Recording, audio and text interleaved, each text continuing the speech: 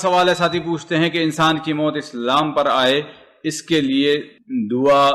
سکھلائیں شیخ، کفر نفاق اور سے بچیں، اس کے لیے کوئی دعا اگر کوئی خاص ہو تو؟ پہلے ہی سوال میں اس بات کا تھوڑا سا میں اور اضافہ کر دوں کہ ہمیں یہ نہیں بھولنا چاہیے کہ انسان کی زندگی میں جو عام عمل رہا کرتے ہیں، کام رہا کرتے ہیں، یہ بات تجربے میں ہے کہ آخری وقت آتے آتے بھی وہی چیزیں اس کے سامنے آتی ہیں۔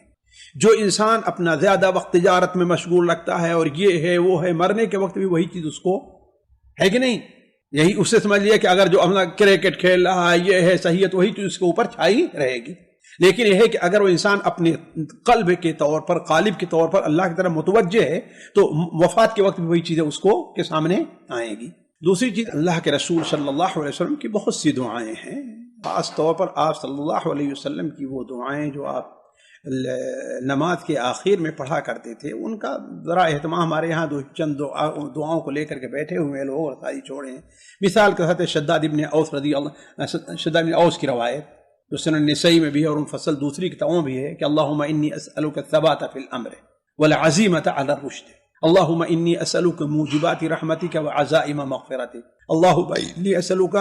شکر نعمتک وحسن عبادتک، اللہم انی اسألک قلبا سلیما ولسانا صادقا، آخر تک یہ دعا جو ہے پڑھے۔ یا سنن ترمذی میں جو روایت ہے اللہم یا ولی الاسلام واہلہ ثبتنی علی الاسلام، یا ولی الاسلام واہلہ ثبتنی علی الاسلام، اس قسم کی جو دعائیں ہیں استقامت کی، وہ دعا انسان پڑھتا رہے۔ انسان جملتاً اللہ تبارک و تعالی سے استغفار اور توبہ کرتا رہے،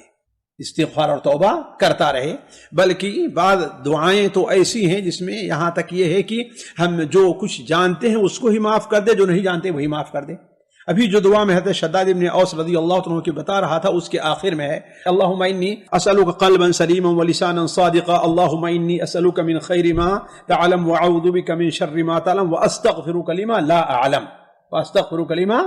لا اعلم۔ اسی طریقے سے آپ نے حضرت ابوبکر کو دعا جو سکھائی تھی اللہم انی اعوذ بک ان اشرک بک وانا اعلم واستغفرک لما لا اعلم۔ اور بہت سی ایسی دعائیں ہیں۔ نماز کے آخر میں وہ دعا جو ہے کہ آپ صلی اللہ علیہ وسلم یہ دعا پڑھا کرتے تھے اللہم اغفر لی ما قدمت وما اخرت وما اسررت وما اعلنت وما اسرفت وما انت اعلم به منی۔ اس قسم میں اسی معنی کہ سجدے کی دعا رب اغفر لی ذنبی کلہ دقہ وجلہ اولہ آخرہ علانیتہ وسرہ۔ تو اس قسم کی جتنی دعائیں ہیں بندہ ان دعاؤں کا اہتمام کرے، خاص طور سے سجدے میں کرنا ہے اور نماز کے آخر میں پڑھنا ہے تو اس میں دعا بڑھتا رہے، اللہ تعالیٰ قبول کرنے والا ہے۔